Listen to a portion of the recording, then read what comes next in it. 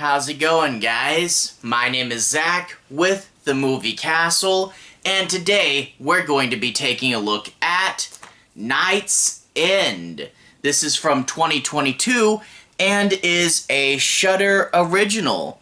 This is directed by Jennifer Reeder, stars Geno Walker, Kate Arrington, and Felonious Munk. And overall, this movie's okay. It's about a lonely man who starts a YouTube channel, notices hauntings in his apartment, and is pressured to investigate the ghost, but eventually the hauntings go too far. And it's pretty good. It's not great, but I mean, it's one of those where it's one actor on one set for most of the movie, and any other of his friends, any other people, are usually just people he talks to on his webcam. And for being a movie that's that small of scale, it feels like an episode of Tales from the Dark Side, really, if you were to just describe its structure, but it doesn't feel cheap, and you don't really notice too much that it is doing that one actor, one location thing. So I found that really interesting, and the cinematography does look really good as well. Now, it's not always the right cinematography for the scene, but it's shot really well, and it doesn't look cheap at all. It looks like it's really good. But the movie's not perfect by any means at all, and it has some major faults. First of all, it introduced some really good concepts, like the idea of loneliness and chasing fame. There's some really good ideas that are introduced, but not fully developed or explored. And also, really the big thing here is it doesn't have the proper sense of scale. A good horror movie, you start off where it's maybe a little bit scary, and then you end on an intense moment. You're supposed to go from like a 1 to 3 and end up at a 10. But rather than having that scale, I mean, there is a bit of a climax, but for most of the movie coasts at a 6 without really going from small to big, without really amping up that tension. It's just always at about a middle ground scariness, and it feels a little monotonous. So overall, the movie's shot well and it has some good ideas, but sadly it turns out to be kind of forgettable. I mean, I didn't watch this movie that long ago before I wrote and shot this review. It's only been a little bit, but I still feel like chunks of the movie are falling out of my memory. I'll probably always remember the general impression, but it's not something that really sticks around too much. And yeah, it's sad that this is kind of forgettable because it could have been something. It's okay, but it's not great. And I guess to explain this further, let's analyze the plot a little bit. I'm going to talk about the plot, a few scenes, use this as a tool to build upon my analysis. I'll be avoiding talking too much about the ending. I don't want to do any major spoilers. No major spoilers, but let's talk a bit about the plot. We open up with this guy. He's lonely and living in his own apartment. We find out he's recently divorced, and he has a few strange habits. He's got the labels taken off of all his cans and replaced it with a label maker that just says what the cans are. He is hanging up plastic around his house.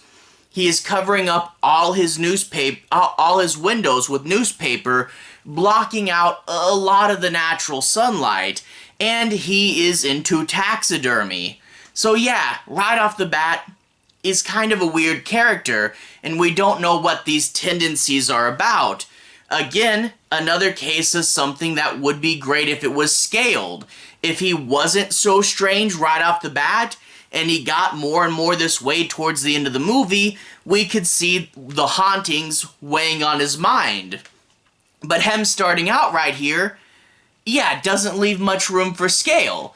Also, I don't know what it is. It's so dark. And yeah, he did blot out the windows, I guess.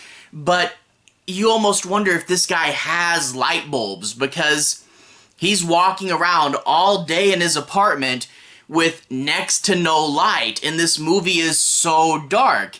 Now, you do get some nice light and dark, you know, in the shadows, and the cinematography, it does look good and professional.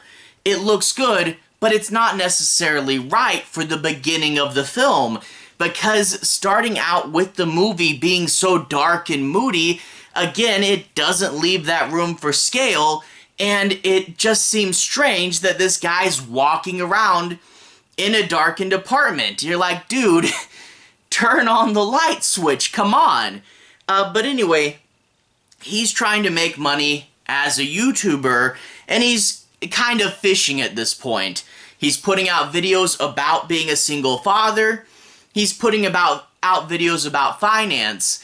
And yeah, there is a bit of an irony. He's talking about stuff when we as the audience see his real life and know that he's not exactly an expert. But he's trying to do this to get popular and make money, and only having about 28 views on his videos. Yeah, I get that. You really got to go, I mean, talking as a YouTuber, you gotta go into this because you want to. There's no guarantee of fame and fortune. If you want to make videos, you got to do it for your own reasons, because, yeah, I've made a lot of videos that sit at 28 views, and I'm like, hey, I made it for me, right? But his friends suggest you need a focus, you need a theme of your channel, and that will draw a more devoted audience. And then, in the background of one of his videos, a bird, a taxidermy bird, falls off a shelf, and people start to wonder if it's a ghost. It's getting a little bit of attention, and his friends will pressure him into following the ghost past. You know, investigate the ghost, try to document more hauntings.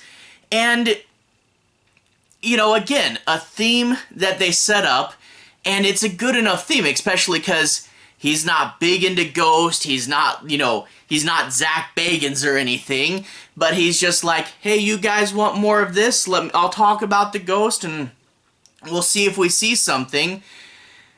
But the scale isn't exactly right, because you get the bird, and I'd like starting out at the bird, because the bird is something that maybe it was just improperly balanced, and it fell over because of that. It makes sense and it's explainable. It's a tiny thing that may or may not be paranormal activity. And it inspires him to do research, and the backstory into the possible ghost is interesting. But the hauntings should have had much more paranormal activity elements. They should have been much smaller things that scaled up bigger and bigger and debate about whether we can explain this or not. But instead, we have the nice small point of the bird, and again, we're jumping right into level 6 scares and staying there till about the end. I would love the scale. I would love if it was more about paranoia and analysis and how do we film ghost. I really would like if it started off smaller and you had to work to get to a bigger place. But after the bird, he's just in a mid-grade horror movie pretty much, and maybe there is a bit of escalation, but it really doesn't feel like it until we get to the climax, you know, so the scale does need to be better. And it also talks about his reactions and people's reactions to his channel, and that's a good enough thing, but we don't really get to explore this universe's version of YouTube. He talks every now and then, oh, some of the comments think this or that or think it's fake, but I really would love to see a movie with deeper analysis about how the internet reacts to possible paranormal activity and all the scrutiny and the ability to go viral. It's something that the internet aspect itself could have been enough to fill a whole movie, but instead it's mostly just confined to lines of, people on the internet think this is fake, and stuff like that, and that's pretty much it. But as I mentioned earlier, it's pretty much just him. I mean, yeah, a ghost maybe in the background if you want to count that as a character, but it's pretty much one actor, one location, and his friends are on the webcams. And like, he has a wife, an ex-wife rather, and the ex-wife has a new husband, And they're generally friendly, especially the new husband is really friendly to him. And I mean, that's good. We really should be mature adults and acknowledge when situations change. This is a good place for their relationship to be, but it doesn't really lean to drama or analysis. Really, if they didn't say that that was his wife, you know, you could have changed the part slightly and it could have been his friend or his sister, you know, so it doesn't, like he has kids, but I'm trying to remember if you ever even see the kids in this movie. Like, that is a big part of his life that it should have been explored much more dramatically. You know, you should have seen him much more sad that he doesn't get to see his kids and talk about it much more. And like, he also has a friend, and the ex-wife and the friend, you know, they're part of pushing him to investigate, because again, it's other people's motivation that push him to try to fulfill these needs. But, you know, the friend is a good support network, and there's a little bit of drama later on, like, hey, you're my best friend, what are you doing talking to my wife without me? But that doesn't really go anywhere either. The best friend is a good thing for him to have, but it's not a big, well-developed, dynamic, changing plot. It's just someone for him to talk to push him in the right direction to continue investigating the ghost. One thing we do get is when he's doing his research, he talks to a spiritualist character, and he's a fun character who can give it, you know, exposition, but he's really into the role, and he's the creepy, mysterious spiritualist, and he's fun. The movie is way more serious than this kind of cheesy part of it, and it does feel a little bit out of place, but it's a case of this is out of place, but I like it better. And again, I won't spoil it, but the ending of the movie kind of goes in that direction. Cheesy and kind of feels out of place, but really does elevate things. So even though a lot of this movie can get a little monotonous and not super interesting, it did elevate to a point that I thought was fun. Out of place, but fun, and I thought the climax was pretty cool and interesting, albeit a little bit on the cheesier side. And overall, this movie's not bad, it's just one that I could see being better, and in turn, because it's not, it's a little bit forgettable. But if only this movie had a better sense of scale, again, starting out feeling very real world and building up to big insanity, that would have been nice. And if only it took all these interesting themes and developed them more and talked about them more and made them seem more multifaceted, but it just kind of throws out an interesting theme and doesn't do enough with it. Overall, though, the interesting themes are there, and the concept is there. It's good enough. It's just not great. So, it's an okay movie. If you're looking for something to watch in an afternoon and you want something with kind of a cool, melancholy feel behind it that you don't necessarily have to be super involved with, it's fine for a lazy Saturday afternoon, but just don't expect to remember too much about it within a couple days, you know? It's okay. Anyway, to everyone who's watched so far, thank you for watching. To everyone who's liked and subscribed, thank you. You really are helping the channel out. I'll leave a relevant playlist on the bottom. This should be my Shudder playlist, where you can see me talk about a bunch of other Shudder movies and TV shows. I really do appreciate them for putting their stuff out on DVD. I have a whole bunch of it, and I try to review them from time to time, because it is cool seeing all these movies that they greenlight. Anyway, have a good day. I'll see you guys again very, very soon. Shudder playlist on the bottom. Have a good day now.